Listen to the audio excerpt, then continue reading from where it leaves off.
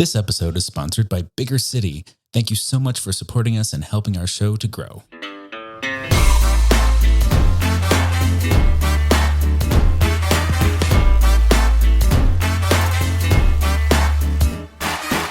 Hello and welcome back to the Big Fat Gay Podcast. We love to talk about the things that are weighing on our minds. My name's John Marshall. I'm a big chubby guy living out in Hollywood, and to be honest, today I am a flat-footed surprise boy because I kind of forgot I was supposed to do the intro until Jan reminded me right before we started, and I couldn't think of anything between then and now. So welcome back, everybody. Just power through that wall all by yourself. Go, go, go, go. Hi, my name is Dan Oliverio, author, public speaker, and chubby chaser. And today I'm having a good time. My show is up and running and underway, and I don't even have to babysit it because that's the kind of show it is. And the tree outside our window is in wonderful lavender bloom, and it's a lovely day, and the Smurfs are singing and I'm Trevor Keyson. I'm a super chub, and today I've been a little brother, youngest of the family boy. It's been all family all the time the past couple days, and I'm it's over now, and I'm ready for a little break. Little family vacation. Back to adult life. Yes. And by family vacation, I mean a vacation from the family. Hi, my name is Michael Willer. I'm a chubby chaser, and I'm a fun weekend day trip boy. We went on a little day trip yesterday with our friends, local friends here. We drove through a gorgeous state park that is like 15 minutes away from their house. Wow. You go over a hill and you're just in like unbridled countryside. Nice. And it's gorgeous. Thank you to our patrons and our listeners. To you, listener, just little forehead kiss for you. Thank you for supporting us, listening to us. Apologies for my coffee breath. Thank you to Bigger Bash. Countdown, people. It's coming. Countdown. We're getting Las there. Vegas, September 6th through 8th. A week and a half from this episode coming out. We'll be there. We'll be square. We'll be round. I'll be round. We'll be oblong. I can't hold my breath long enough to hold the square longer than a few minutes. We'll be giving some man on the street gorilla style interviews, swooping down like gorillas, asking you questions.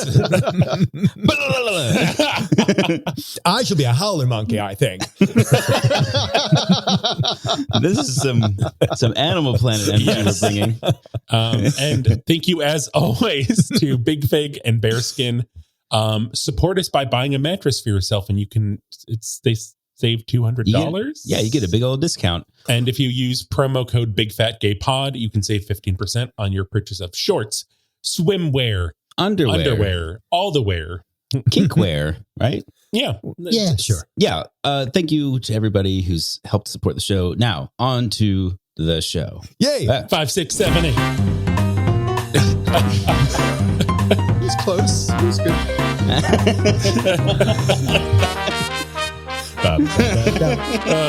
I think this is just so funny to me because one of my favorite things is like comedy dance routines where the comedy is that like everyone's doing it wrong and like colliding with each other. It's kind of like slapstick.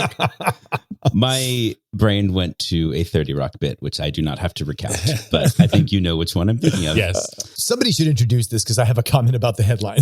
Okay. So our first article today is very fun. It's on BBC.com, written by Zaria Gorvet. And the headline that Dan wants to talk about is the extinct Olympic sport that was the dullest of all time. And it is unfortunate and rather shameful that I can no longer look at the word Olympic without seeing the word Ozempic. Oh, I did the same thing. Oh man, yep, that's sad. It's sad, and coincidentally, they're sort of both in play here.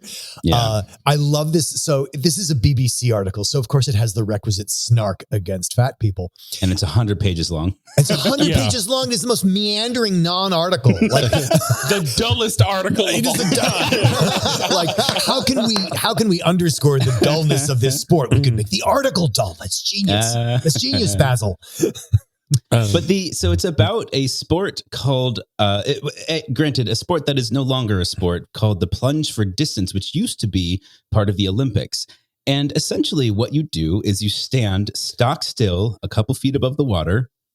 You dive into it, at which point you must freeze. You must hold the diving position and drift as far forward as you can with whatever technique you can muster. No, zero technique. You must not move. Yeah. Well, there is technique. It's just you have to incorporate not moving. Like there was the one of the guys they focused on. He was like, you have to make sure your heels are above the water. That kind of stuff. But like you can't. So you can hold a position. It's like you're firing your body as an arrow, right? Yeah. Through the water. And then you drift, and however far you can get in a minute that's your score. Well, remember, you're face down, so it's a minute or until you need air. Right. And, so it was sort of lambasted at the time for being incredibly dull to watch, which I kind of get. Like there are, like you have to kind of think about sports, and like on the one hand, there's like people who just want to perfect a craft or a performance of some kind. And that's part of it. But then there's also the entertainment aspect, which is like, there are spectators, there are people there to support the sport and watch it and enjoy it. And it kind of goes both ways. Anyway, the tie-in here that we've taken long enough to get in is that it was largely dominated by, at least for the time, fat people. Because they float better.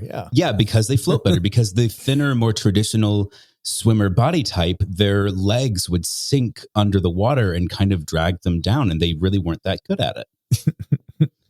Oh, those poor unfortunate souls. As explained on page 4 of the article. Oh my God. It takes halfway through the article just to get to what the fuck the sport is. Yeah. I don't know. So one of the things they say is that it was, derided as competitive floating, which as someone who is very, buoyant, I could compete in this event. Yes. I was thinking, so we're going to do the hat snatching thing as per the last episode. Oh, yeah. So hat snatching and then competitive floating. Competitive floating. And it is really interesting because there is a lot of technique to it. It's just invisible to the spectator. Like it's the angle at which you enter the water. It's how you push off. But once you're in the water, it is basically... It's not even as exciting as poo sticks, because at least in poo sticks, there's a race. Like, the poo sticks is where you put 2 sticks in a stream and see which one wins. Well, there's not even that competitive aspect. Thank you for that. Yes. I really needed that explanation. It's in Winnie the Pooh, which is why it's called poo sticks. I don't know. I feel like there would be a way to get this, just the right angle and like the right commentary to get this to be exciting. Because come on, curling is still out there. Yeah. Well, but curling has motion in it. This is like literally passive, like where you drift. Curling. I think the thing is, like, most audiences of a given sport don't tend to fully understand the sport itself, but they need to be able to think that they do. Yes. And I think in curling, you can kind of go like, oh yeah, that was a great, the centrifugal force, whatever. Like you can kind of like wrap your head around it. Whereas like this, you jump in the water and then you wait. And well, and not only that, apparently that as people cheer them on, they can't hear them because they're underwater. Their ears are underwater. But here's my fantasy though. Imagine if this were revived and it was picked up, and for some reason it got a lot of money, and something like ESPN had like 4 commentators at a desk in jackets, and there's all these graphics for like they superimpose the line angle of entrance, and they're like clocking down the minutes or seconds. And then there's this like you could do so much graphics to make it a show. I mean, you could, but so like when we've talked about sumo, we talk about how, like a long match is like 30 seconds and it just feels like, oh my God, this is going like, whoa. It's action. And a minute would feel excruciating. Imagine this, the longest minute over and over and over. Yeah. So imagine that Gary Cole and Jason Bateman, who played Cotton and Pepper, the commentator duo in Dodgeball. Yes, I'm bringing it up again. Yes. Did the commentary for this sport. I would watch that purely for that. Totally. Or, just Leslie Jones, get her. Yeah. Oh yeah. That would be fun. Yeah.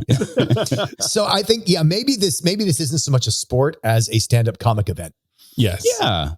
And anyway, the article also goes into the history of one particular swimmer, and there's a bit of a deep dive there. It's kind of amusing. It's kind of cool to see that there was a sport at one point where, fatness was a distinct advantage, not just like bigness or muscle, but like you couldn't have too much muscle mass. That would sink you down. Yeah, you need more fat, less muscle. Yeah. Yeah. I just like the little behind the scenes, the color story of this older athlete trying to train in a world where there's no such thing as coaches or form or a book telling him what to do. Yeah. So what does he do? He brings his little grandson down to the I think it's his son. Yeah. His son down to the pool to watch him and give him notes. Yeah. Okay. Calling it now.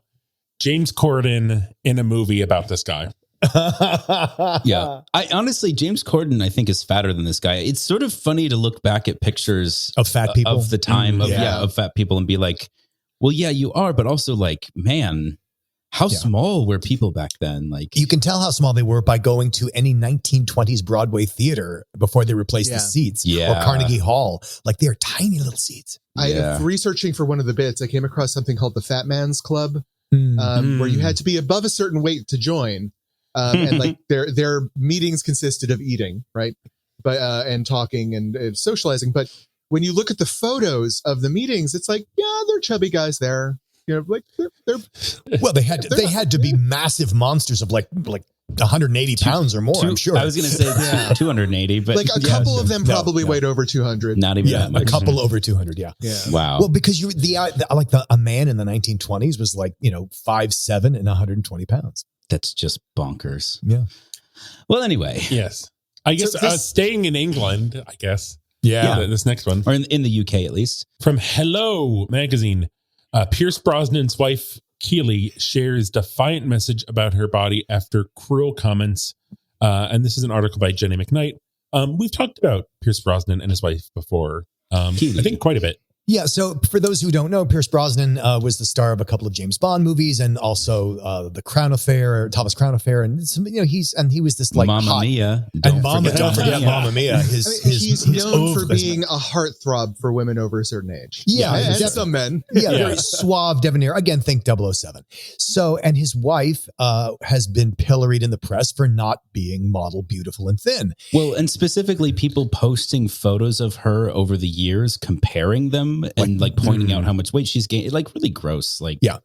Oh, and again, may I add, British, always British news sources. And I use the term news loosely. Yeah. Anyway, so Keely Shea Smith, his wife, posted this really lovely Instagram post, which reads, "Look at your body. Look at those arms that have held people they love. Look at those eyes that have seen oceans and mountains and big green trees. Look at those legs that have carried you through your longest journeys. Look at your feet that have held you up on your hardest days. Look at your smile that has grinned 1,000,000 times at the moments that have brought you joy. Look at your body, not for the curves or textures, but for the moments that this body has given you. Look at your body. Now, what do you see?"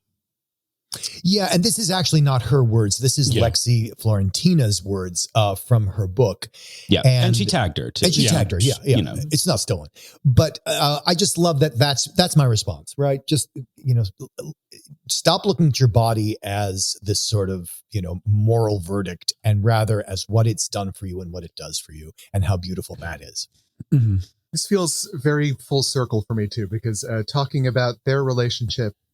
We've brought their relationship up, like I think it was the second or third episode that we ever made, and it's nice to see they're still growing strong, and that relationship still seems to be holding tight. And he has stood up for her beautifully when she's been attacked in the press, which is so hard to do. First as a man, second as a thin man, third as a thin man celebrity, and it's the British press, sex symbol celebrity. Yeah, and it's the British press, so anything you say is grounds for. But here's one quote he put out.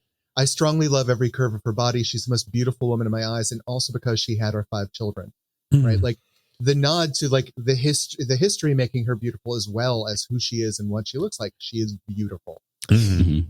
Yeah, I don't know how to take the 5 children thing. Like, she's the mother of my children, therefore I have to love her. I love her because she gave me children. It's explicable because her weight gain is explicable because of childbirth. I don't know how to take that. Because of the life shared. I totally don't see any other take on that. Okay.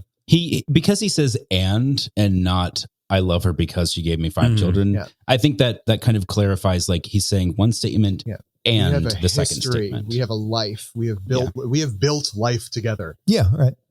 It was just a nice. I love this article because it's a nice little affirmation treat. Yes.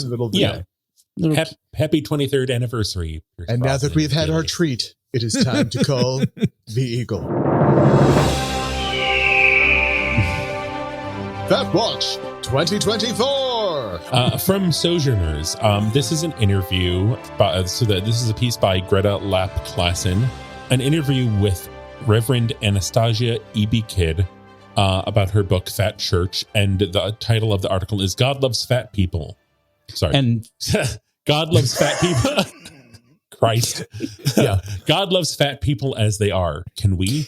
Yeah. Yeah. I'd actually like to say a little bit more about the Reverend. So she is actually the director, I love this title, the director of contextual education at the Boston University School of Theology and pastor in the United Church of Christ. And the full title of the book is Fat Church, Claiming a Gospel of Fat Liberation.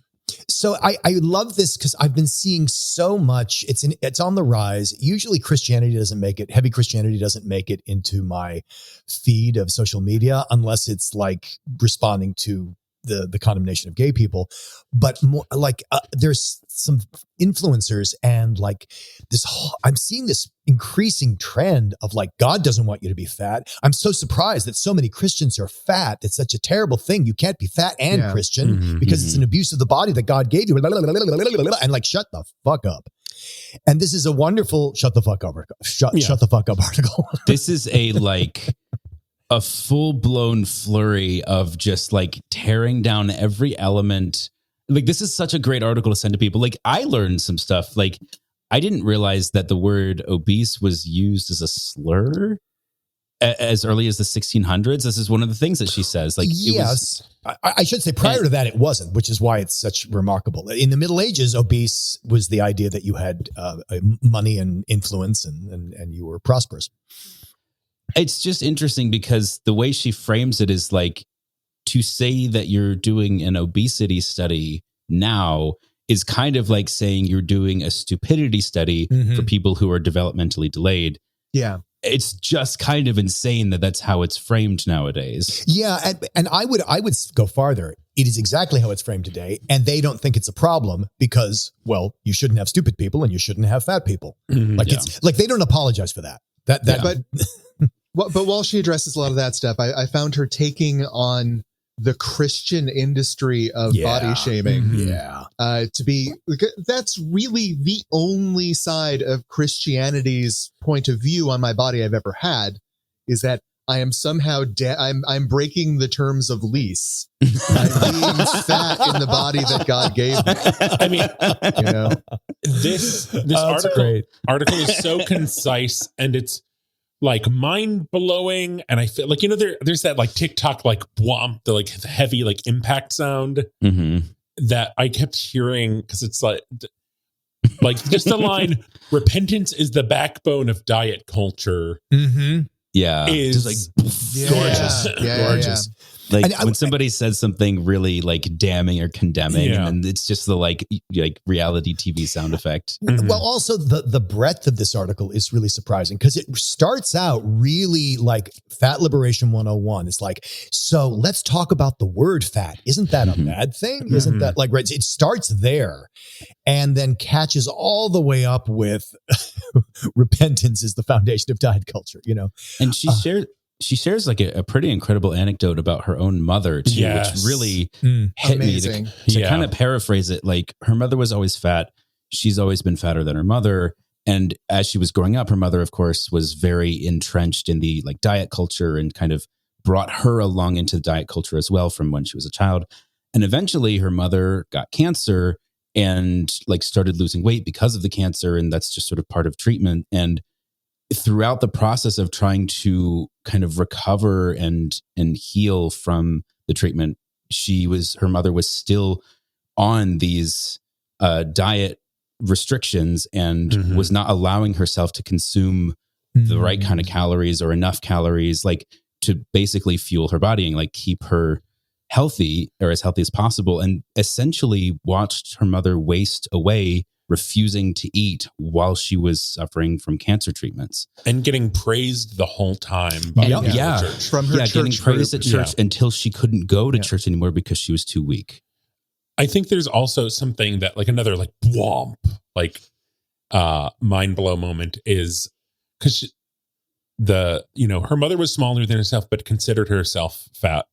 If you consider yourself fat and buy into diet culture, you're going to have dieting behaviors.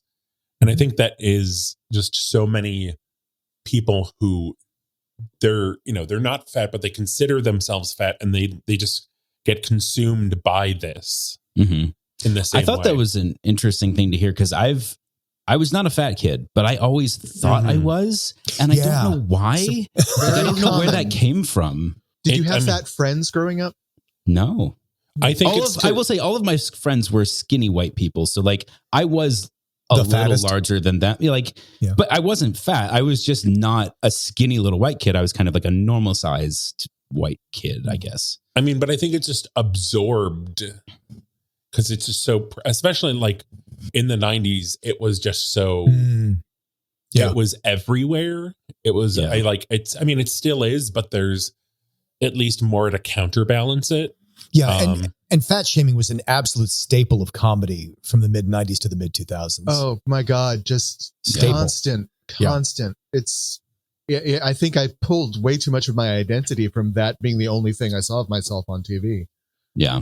I mean, just going back to the food, repentance is the backbone of the diet culture. Just because I'm looking at this, she talks about food moralism and the idea that there are good foods and bad foods, and you have to make up for eating a bad food with, exercise or whatever. And that's exactly what my sister was sort of enforcing upon herself and upon me and my other sister when I talked about that a couple of weeks ago. Like, that is exactly what that was. Yeah, it's atonement. You have to atone for the sin of gluttony. Yeah.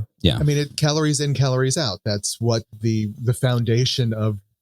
Yeah. There was just a thing last night with my mom where I wanted to send her home with some macaroons. Some French macaroons. And she's like, oh no, like I can't have those now. She's like, I have Trader Joe's dark chocolate covered cherries because they're a healthy dessert. I can have 4 of those. Like, if you enjoy them, great, go enjoy them. But you don't have to like call them healthy and then call other things unhealthy. It was like 2 macaroons. Like it's just so weird. By the way, people, we're talking about the French macaron. Sorry, which are to point out, like, because some people may be thinking like a macaroon, like those massive deli macaroons that are the size of a haystack. These are you're like the size of maybe a communion wafer, three silver half, 3 silver $50 stacked.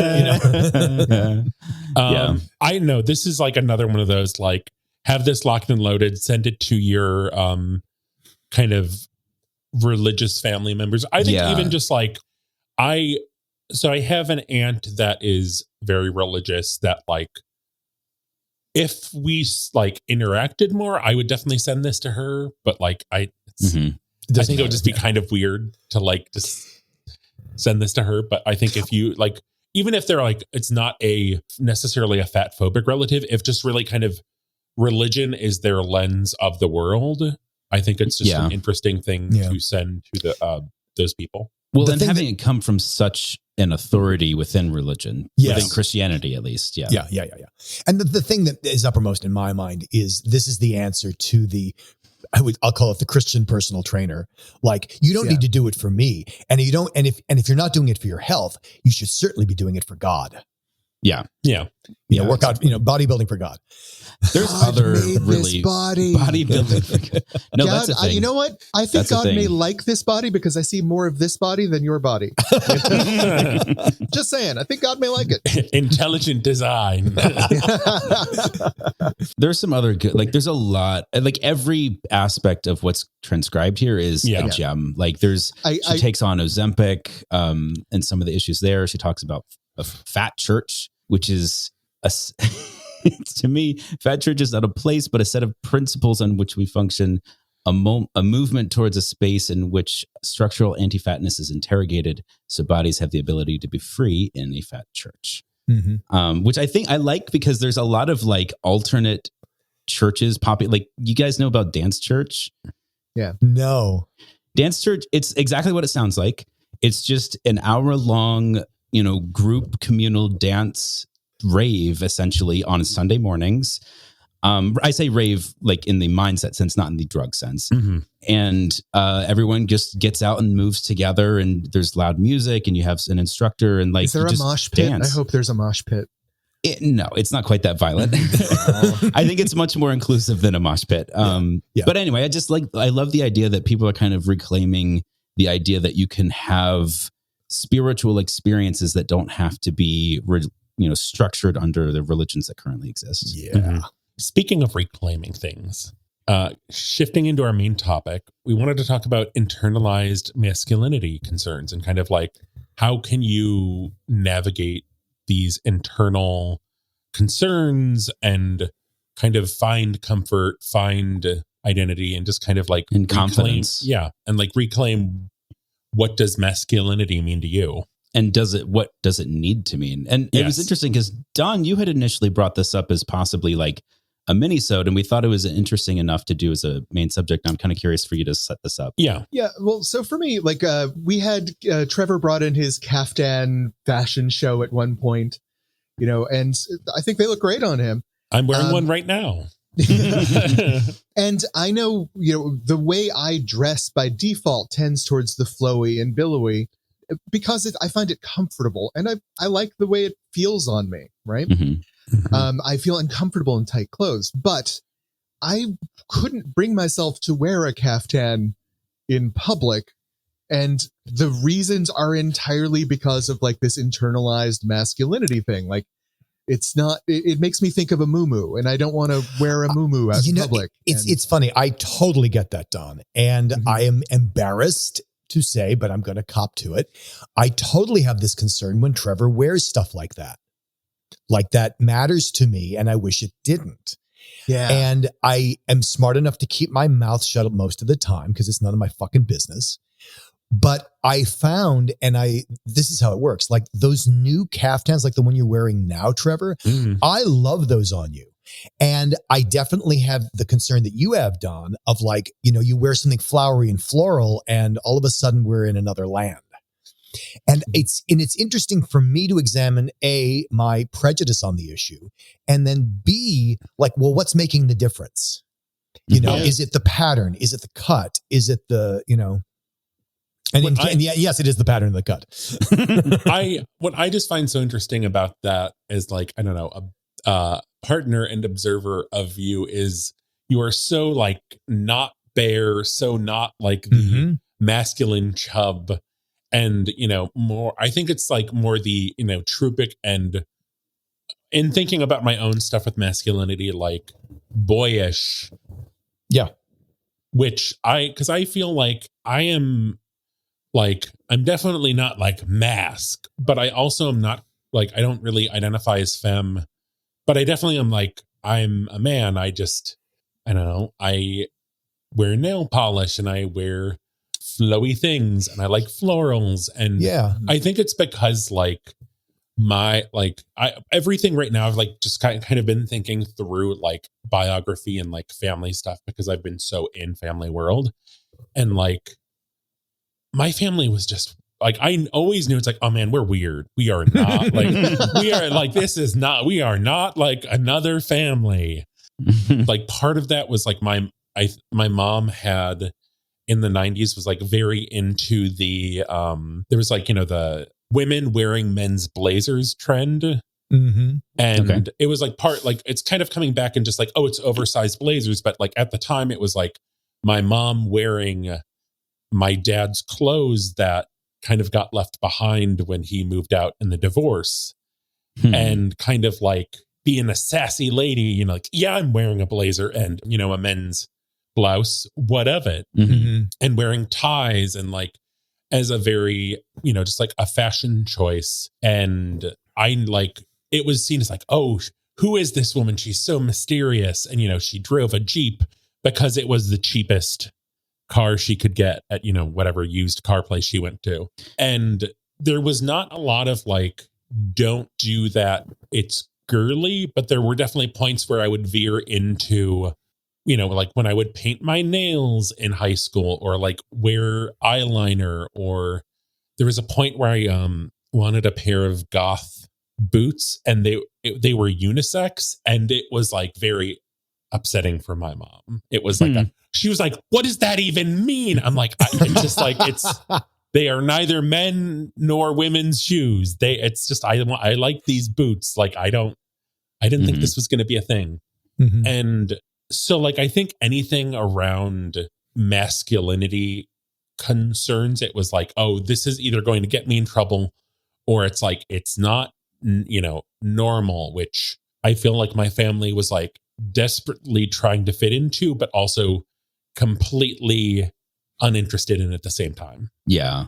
I think a big element of what we're talking about is like self-expression and like the different ways that you could, like through fashion, through, accessory choices, that kind of stuff, nail polish. And if you don't subscribe to or fit in with the dominant sort of heteronormative culture, then any self-expression that is, in any way, yourself is kind of inherently rebellious against those norms. And it kind of to me, it makes a lot of natural sense that people who don't naturally fit into the dominant culture would just defy that, like by their very existence. And so like, if you're going to express who you are and not try and fit in, it's going to look like a man wearing nail polish. It's going to look like, a fat person wearing a caftan. It's not going to look the way that, Skinny Minnie and her husband would expect. I think there is that. There's also something that I've observed.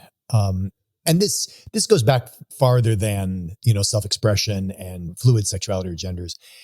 And that's that I've observed that in cultures that have the most polarized sexual roles, where men look like this and women look like this, that then gays and lesbians, they tend to be more in that direction. Like you'll see a lot more gay men dressing like women in cultures where you can only be strongly masculine or strongly feminine.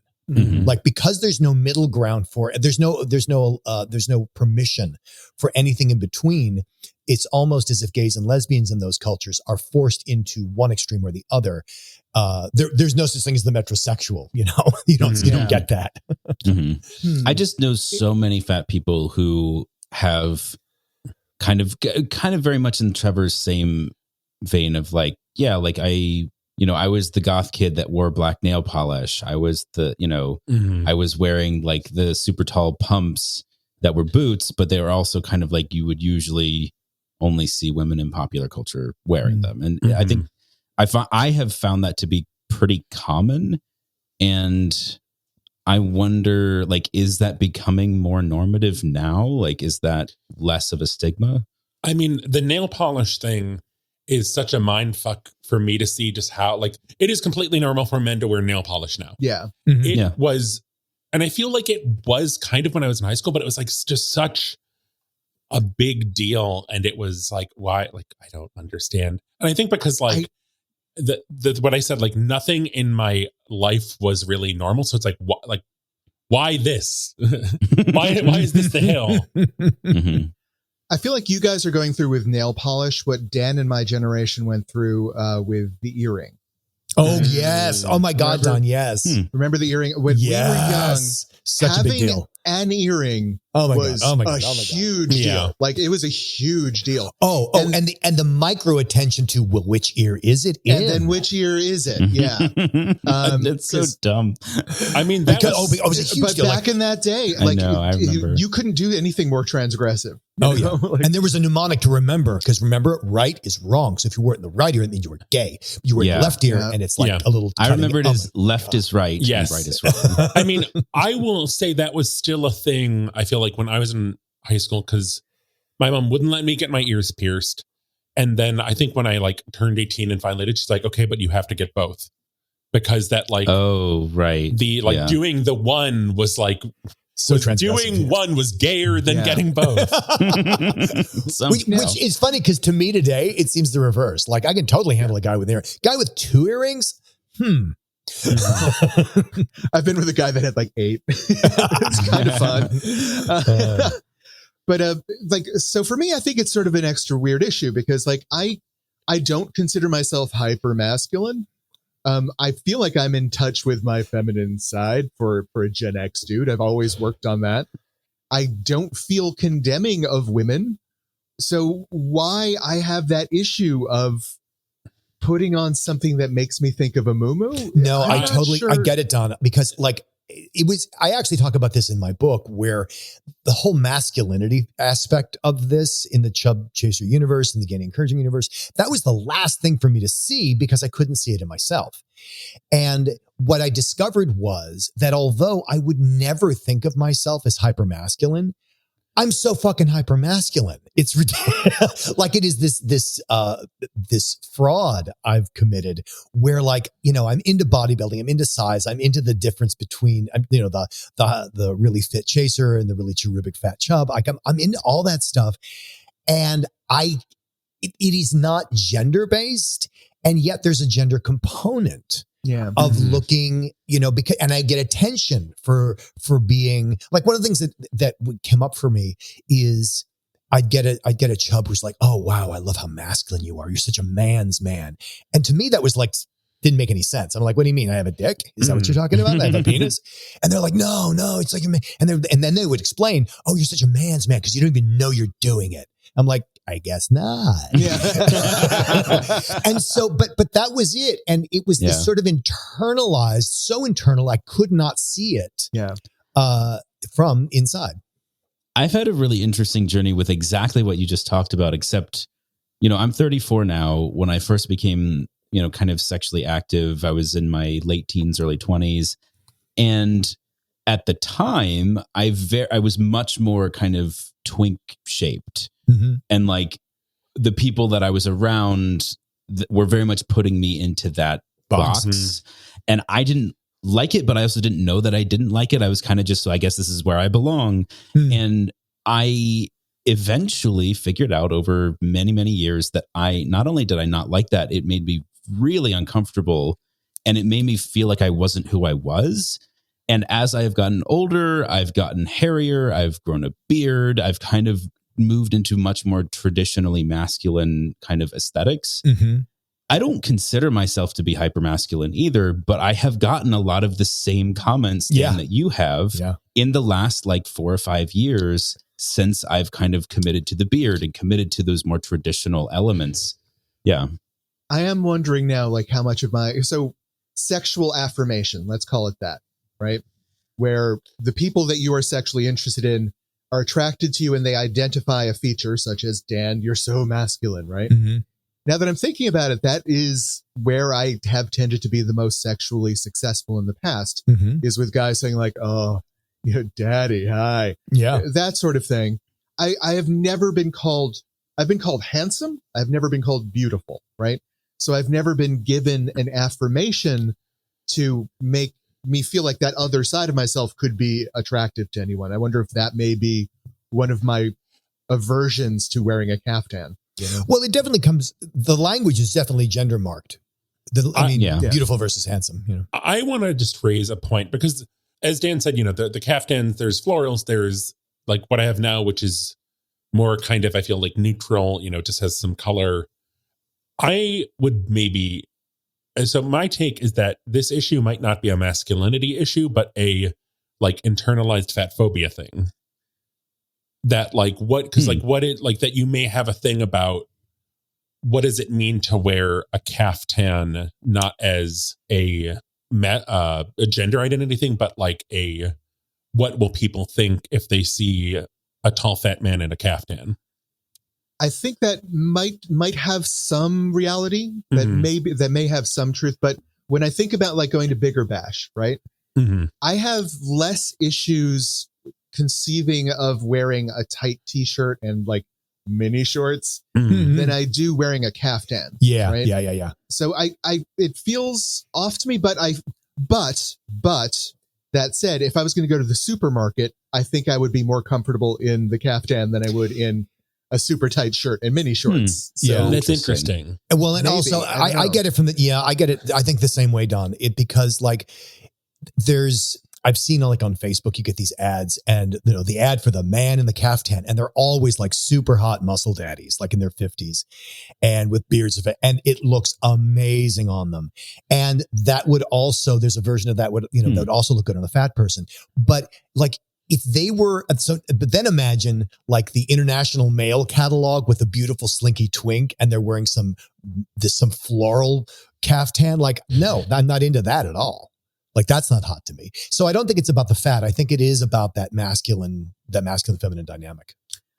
I can think of a character on Umbrella Academy that wears caftans who's thin and muscular. And I do find it kind of attractive on him. So, but what kind of caftan is what I'm saying? Yeah. Yeah. I think there's a chicken and egg situation here too, which is that like, if a person is wearing whatever they're wearing and they seem incredibly comfortable and confident, then it kind of doesn't matter what they're wearing because it just works on them. It's sort of a whole identity. Like they are just wearing it and they're loving their life.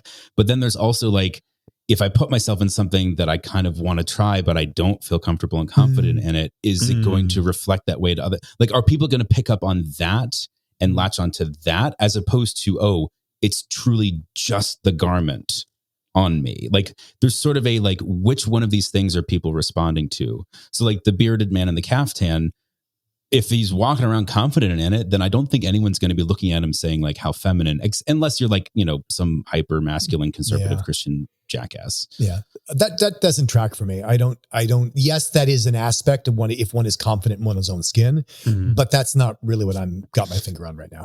So can anyone think of any ways? So like, I would like to wear a caftan because I think it looks comfortable.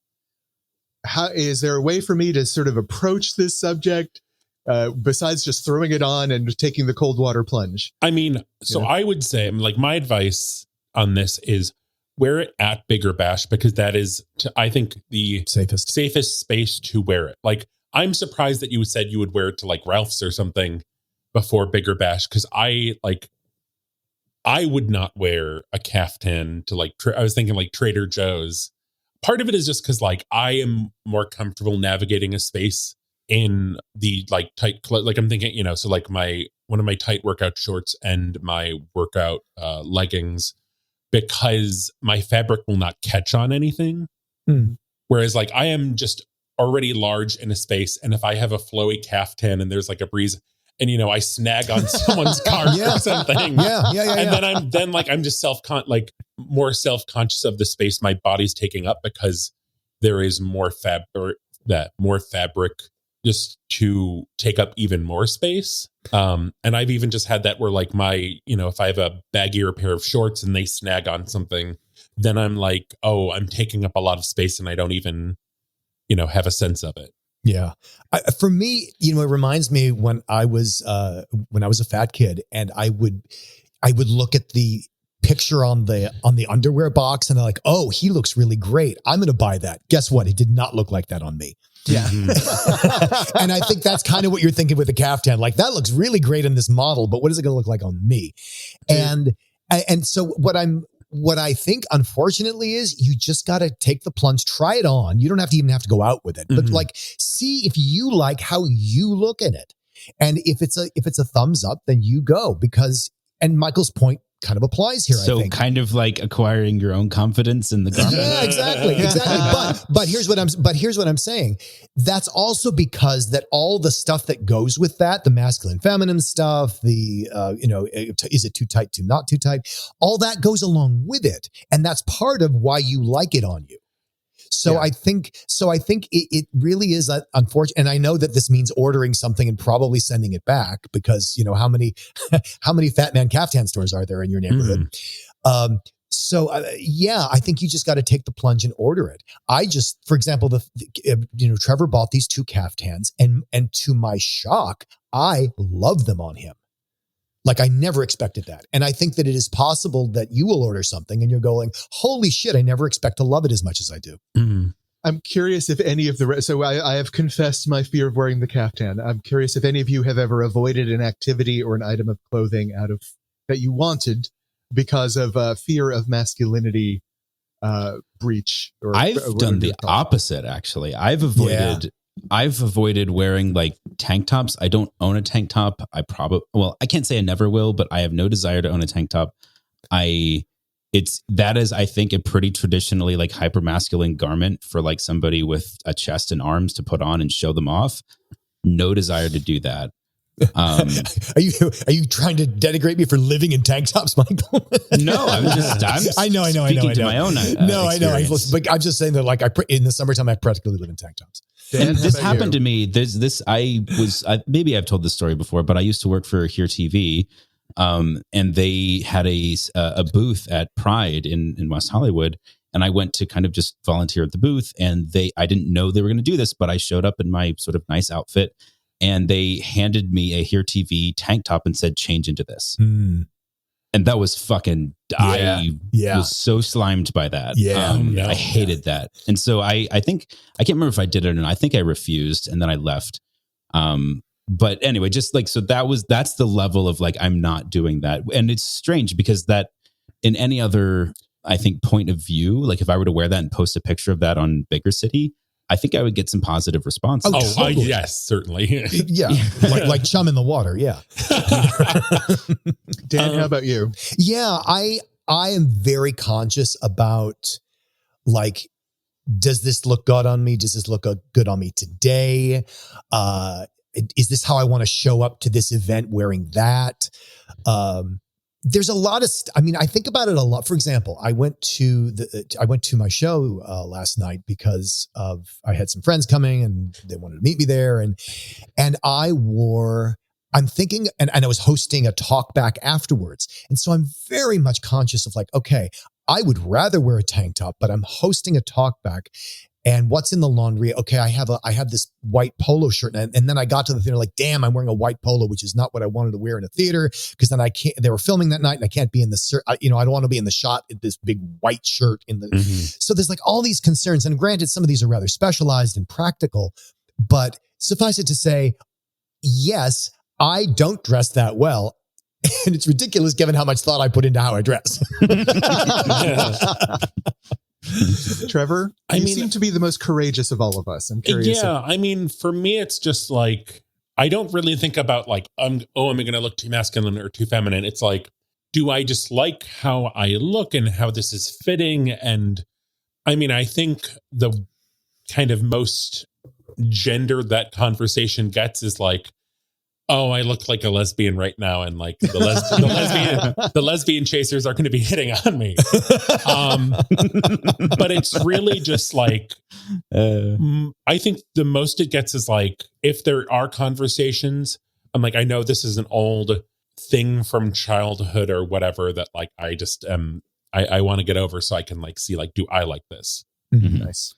I kind of ran into this a little bit when I had longer hair during like the COVID days. You can see it if you go to my Instagram. There's a bunch of pictures, but I definitely had like not quite shoulder length hair, but definitely got pretty close to that during quarantine. And I didn't mind it, but I also had a beard and I didn't necessarily feel like that was a feminizing look. Like I feel like I got enough positive reinforcement from people that I didn't think about it that much. Did you think about the feminizing look at the time, beard? Like, was that a calculation or no? Having the beard was definitely a step towards masculine that I was like a conscious choice. The hair, less so, because I feel like I was kind of pulling off the like, I don't know, like Kurt Cobain rocker look. And so I felt like I had access to it that way. So I think if I had been clean shaven with longer hair, it would have been much more on my mind. Yep. And Michael, I'm just afraid that, no matter what look you try, you're going to be a dreamboat. It is your doom. Yes. It is your doom to be a dreamboat. We'll find one that doesn't work soon. You keep looking. Do we have a tip today? We did, but I forgot what it was. Oh, the one you dreamed? Yeah, I was drifting off to sleep. Oh no. Lost to time. A pillow made of marshmallows. Maybe it'll come back later. Did you eat your pillow? How about a bit? All right, we do have a bit. So talking about masculinity today, I was thinking about how do we become masculine? How do we signal to the world that we're masculine? And the answer, of course, is rites of passage into masculine manhood. They actually had these rites of passage that you had to go through in order to be considered a man in your tribe or your city state. And things may be a little different now. So today's questions are about various rites of manhood that have been performed around the world. And as a side note, I have just eliminated all the ones that involved mutilation because why? Let's not do that. Let's not appreciate do that. And that. I am going to say though, there's a lot of them out there, and they're not just circumcision. Do not look this up. There are things I can't unknow. That's all I'm going to say. All right. So with that said, on to ancient Sparta. Ah, yes. Sparta, the famous military city-state in ancient Greece, was renowned for making the manliest of manly warriors. We are Spartan. It should be also said it should also be said very, very gay-friendly warriors. Oh, very. Very, very gay-friendly. Anyway, to become a soldier citizen of Greece, Spartan boys would be taken away from their families at the age of 7, brutalized and trained in camps to fight for the next 10 years, and then be forced to perform the crypteia. Okay, forgive the pronunciation. I'm not sure how to pronounce that. What was the crypteia? 1, secretly murdering a slave owned by the state and getting away with it. 2, a marathon run around the city that lasted from sunrise to sunset, with the slowest runner being executed. 3, an oral epic poem that had to be performed while receiving a lash across their legs each time they misspoke a line. Or 4, an erotic war dance to inflame the desires of older soldiers. I'm going to guess it's because I know a little bit about the Spartan thing. They had a thing about getting away with it. Like, the soldiers were given no leave because they were expected to escape. If you couldn't escape, you didn't deserve leave. So I'm going to say it's about killing someone and getting away with it. All right. That just feels like a great way to diminish your population. So I'm going to go with having to run around the city all day, and then if you lose, you get executed. All right. I'm going to say erotic war dance. Erotic war dance. Trevor, you and I are of the same mind. However, it is, in fact, Dan that is correct today. Jeez. Yep. Now, so they were just murdering other slaves? Like, what's the like? Well, no, here's the thing. No, slaves. They weren't slaves. They were murdering slaves, and that's why it was okay. Yeah. Yeah, that's what I'm saying. They were murdering all their slaves, right? Like, that's everyone. Well, here's the thing. So the actual nature of the crypteia seems to be a little bit debated because I couldn't find a single definition of what it was. I went with the most conservative version of it, which was to go out, find a slave, kill them, come back, don't get caught. Yeah. The more excessive one said go out and kill as many as you can without getting caught and come back. Yeah. So there's some disagreement on what exactly this was, but it does seem to be something that actually did happen. Right. And I would like to point out that the important part of the ritual is the not getting caught. It was not simply the murder of someone. It was the surreptitious murder, which I think they saw as a military skill. Yeah, that is in fact the way it was phrased. Yeah. All right. According to the Schmidt Sting Index, the bullet ant has the most painful sting in the ant world. I'm sorry, a bullet ant. Okay. The bullet ant. Yeah. It's described as waves of throbbing, all-consuming pain that continues for over 24 hours. Ooh. In the Brazilian rainforest, there still exists an indigenous Satare Mawe tribe that has a deep, intimate understanding of what these little monsters can do. In fact, they use the bullet ants as part of their rite of passage into manhood. Of course they do. How? 1, they must carry a live bullet ant across the entire town. If it bites them, they must return to start and begin again. 2, boys put their hands into a glove infested with the ants and must endure it silently for 10 minutes. Ugh. 3, they must eat a live bullet ant. Or 4, they must lie to a tourist about eating a live bullet ant. I want 4 to be true. That's very funny. Fuck you. I'm going with 4. Yeah, I am too. There's the optimist in me wants to believe that it's the protest vote. It's the protest exactly. vote. Yeah. And it might be true. Who knows? I'm going to do 1 to be different. Carrying the live bullet ant across the entire town. Well, in fact, the truth is they forced their boys to put their hand into a glove and infested with the ants. I suspected so. They have to endure it for 10 minutes silently. I can't even conceive of this. Right. Michael, I am hoping for our final question, you can play our eagle sound. Oh, right now? Yep. Could you do that? The Kazakh tribal people that can be found around Kazakhstan and Central Asia are extremely skilled bird hunters, meaning they hunt using birds, specifically eagles. No. It's commonly said that a boy's passage into manhood is when he bonds with his first eagle. But the truth is, the eagle joys the man's family and is often thought of as a beloved and contributing family member. I'd watch that sitcom. But the question today is, what is the primary thing that these birds provide for their human companions? Right? 1, music. 2, clothing. 3, shelter. Or 4, shitting on people they don't like. Oh my God. Or 5, sassy side jokes. An eagle playing electric guitar. Just like, in our sitcom, our eagle would be our Sophia. We know this. I assumed it would be meat because they're hunters. No, it's not that. That is why I did not put food on this list. It would have been very unfair. They are not used for food procurement. Really? Well, then it's got to be side jokes. I think it's clothing, like feathers. They pluck feathers, and I'm going to go with that. Yeah, because I don't know, but I feel like maybe no, it's actually that and the sassy commentary because it's fashion advice. The eagle quips about, "You're not wearing that, are you?" Yeah, like you wear one color feather, and the eagle like shakes his head, and then you wear a different color feather, and he like nods. Caw, caw, caw. No, I'm thinking eagles go crazy for a sharp dressed man. No, holding up the little claw and like. I'm thinking of that character on Family Guy, the alien Roger. He's like, "Oh no, Shirley, you're not wearing that out of the house."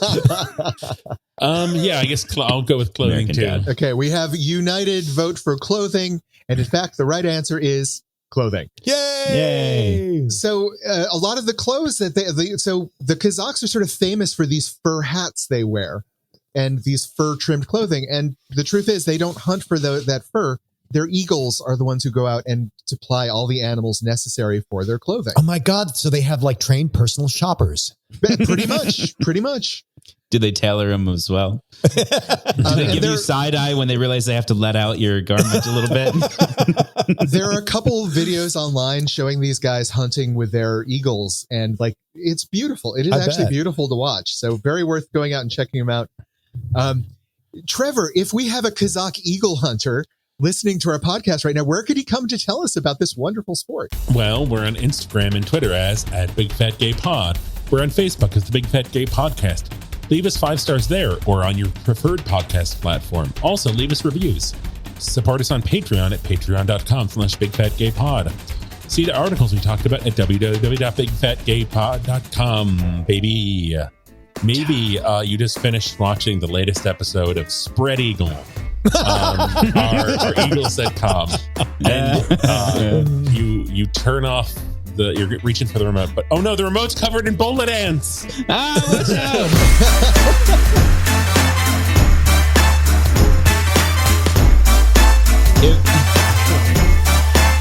If people didn't get that Spread Eagle joke, well, it's for the OG listeners. Yes. You got to go back and find it. It's in there. Yeah. I don't even think you need to know that reference.